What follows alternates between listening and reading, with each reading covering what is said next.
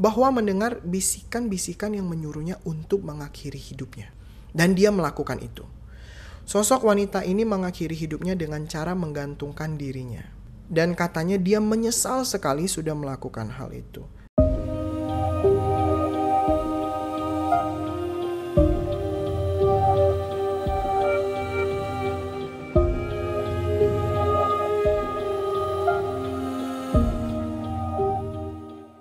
Halo, kembali lagi di Mata Astral, dan dari salah satu referensi teman-teman, kali ini tim Mata Astral mencoba menelusuri salah satu bangunan yang belum sempat diselesaikan dan kosongnya sudah cukup lama, yang masih berlokasi di Jakarta.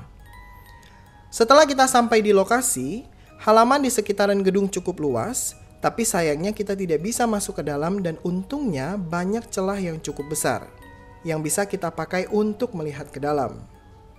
Dari luar sebenarnya yang saya rasakan aura atau energi dari tempat ini biasa saja.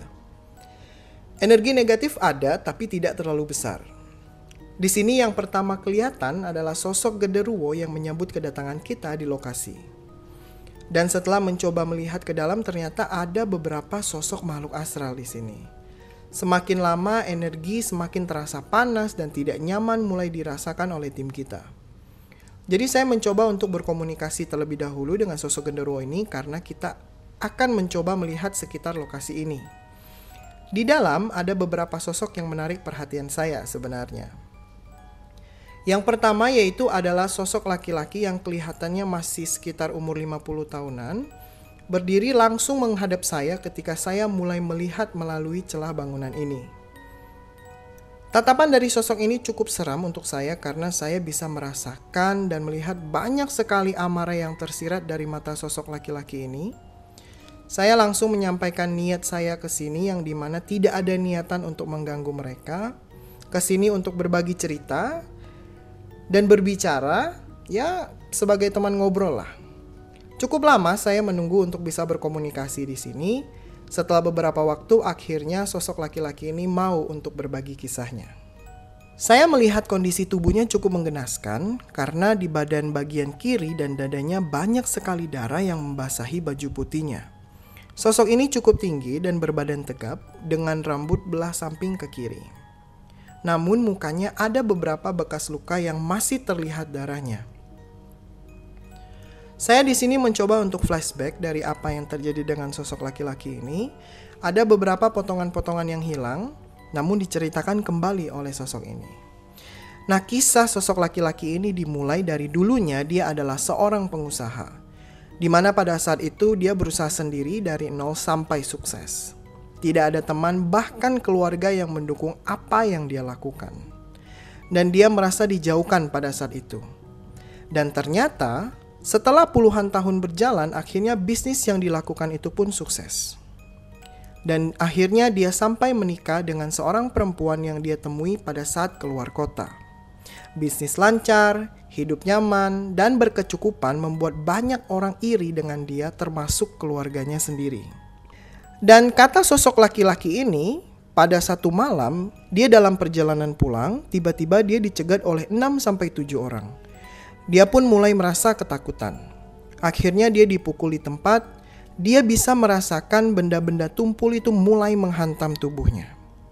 Dia berusaha untuk menutupi kepalanya namun gagal. Beberapa orang itu mulai memegang tangannya dan memukul muka dan juga kepalanya. Dia sempat menawarkan uang dan apa yang mereka inginkan. Namun itu ditolak mentah-mentah. Kata sosok ini, kalimat yang paling dia ingat adalah, "Kita disuruh bukan untuk uang, tapi nyawamu." Berarti ini adalah orang suruhan dan sepertinya sosok ini tahu siapa yang memberikan perintah itu.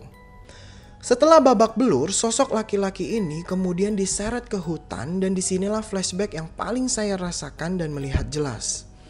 Saya melihat 3 orang diantaranya mengeluarkan pisau yang ukurannya sekitar 20-30 cm. Mereka mulai menusukkan pisau itu ke rusuk bagian kiri sosok laki-laki ini berulang-ulang kali. Ada sekitar 10-15 tusukan, mungkin lebih. Mulutnya juga dibekap agar tidak bisa berteriak. Merasakan hal itu membuat saya sangat kesakitan dan rasanya benar-benar tidak karuan. Sosok laki-laki ini sudah tidak sanggup lagi untuk bergerak. Dan yang terakhir, salah satu pembunuhnya menusukkan pisaunya ke jantung sosok laki-laki ini. Akhirnya saya menarik diri keluar dari flashback ini karena tidak kuat, dan siapa yang tidak sedih dan takut melihat kejadian seperti ini. Dan setelah flashback dan juga mendengarkan kisah dari sosok laki-laki ini, saya langsung menanyakan namanya, dan setelah tahu saya mendoakan agar sosok laki-laki ini lebih tenang, dan saya juga menyampaikan untuk mencoba tidak mendendam lagi. Mulai membuat rasa dendam itu pudar pelan-pelan. Memang susah, tapi akan mencapai ketenangan batin jika itu bisa dilepaskan. Setelah itu sosok itu hanya tersenyum dan mengucapkan terima kasih dan menghilang di antara bangunan gedung kosong ini. Jadi saya bisa simpulkan agar kita manusia tidak iri dengan orang lain atau pencapaian orang lain, karena itu akan mendatangkan hal yang tidak baik bagi diri sendiri dan orang lain. Senang dengan pencapaian orang lain dan jadikan itu semangat bagi diri kita bisa menjadi lebih baik lagi dalam segala hal. Itu adalah poin yang lebih penting. Dan setelah sosok laki-laki itu menghilang, kita masih mencoba mengitari sekitaran lokasi, dan dari sisi kanan saya mencoba melihat ke dalam. Ada sosok wanita yang sedang duduk di dalam sana. Rambutnya sepinggang, agak ikal, tubuhnya ini sangat kurus sekali, benar-benar kurus. Dan sosok wanita ini menggunakan baju terusan putih. Saya mencoba untuk berkomunikasi awalnya, namun sosok ini membuang muka. Dan setelah saya coba jelaskan niatan kita ke sini dan mencoba lagi untuk berkomunikasi, akhirnya sosok ini mau untuk menerima kehadiran kita. Saya fokus untuk melihat kondisi tubuh dari sosok wanita ini dan tidak terlihat adanya luka apapun karena saya tidak bisa masuk ke dalam, jadi saya juga nggak bisa melihat kondisi tubuhnya secara utuh seperti apa. Sosok wanita ini hanya duduk termenung, menatap lurus ke depan, dan pada saat saya mencoba untuk berkomunikasi dan mulai menanyakan, dia mulai menangis. Dan sosok ini bilang dia benci hidupnya dulu. Jadi kisah asmaranya ini tidak berjalan lancar sehingga mengakibatkan hidupnya ini berakhir tragis. Dulunya dia dekat dengan seorang pria yang sangat sederhana, bekerja keras dan juga baik, dan banyak mengajarkan hal baru dalam hidupnya. Bagaimana juga untuk bersikap. Hubungan mereka ini sebenarnya sudah cukup lama, dan sosok wanita ini dulunya dari keluarga yang berada. Nah, itulah kenapa keluarga dari si sosok wanita ini tidak merestui hubungan mereka. Namun karena cinta mereka yang besar, si wanita ini akhirnya tidak memperdulikan keluarganya dan bilang ke orang tuanya untuk membiarkan dia memilih calon pendamping hidupnya sendiri. Namun orang tuanya tidak menghiraukan dan merasa harus bertindak untuk mengakhiri hubungan anaknya ini. Kemudian anaknya mulai dilarang untuk keluar rumah, namun lama-kelamaan dia dikurung di kamarnya dan tidak diperbolehkan untuk bertemu siapapun dengan alasan apapun. Pacar dia pun selalu diusir pada saat datang untuk mencari tahu keberadaan atau keadaan si wanita ini. Dan ternyata diam-diam orang tuanya menjodohkan dia dengan pria pilihan orang tuanya yang menurut mereka lebih sederajat. Si wanita ini menolak berkali-kali. Dia dipaksa untuk menikah dengan pria pilihan orang tuanya, pria yang tidak dia kenal dan tidak dia cintai. Karena katanya dulu menjodohkan anak itu hal yang biasa. Mungkin sampai sekarang juga masih ada ya, cuman udah gak terlalu banyak gitu ya. Lebih banyak paksaan yang terlihat dari perjodohan ini katanya. Si wanita ini sampai di satu titik dia mulai tidak karuan pikirannya karena mulai merasa stres. Dia tidak boleh keluar rumah, tidak boleh ketemu orang ya kondisi pada saat itu. Dan dia merasa bahwa mendengar bisikan-bisikan yang menyuruhnya untuk mengakhiri hidupnya. Dan dia melakukan itu. Sosok wanita ini mengakhiri hidupnya dengan cara menggantungkan dirinya. Dan katanya dia menyesal sekali sudah melakukan hal itu. Dan setelah mendengarkan kisahnya, saya langsung menanyakan namanya dan mendoakan sosok wanita ini agar dia lebih tenang. Dan dari kisah sosok wanita ini membuat kita yang masih hidup di dunia ini agar tidak memaksakan kehendak terhadap orang lain dengan alasan apapun.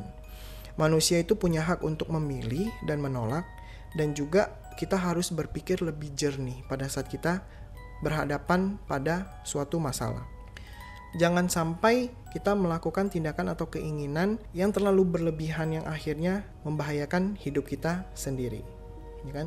Ceritakan dan bicarakan semua permasalahan ke teman atau orang yang kita percaya. Ya memang hal itu tidak selalu menyelesaikan masalah, tapi setidaknya sedikit beban terangkat dan kita akan sadar sebenarnya masih banyak orang di sekitar kita yang masih sangat menyayangi dan memperdulikan kita.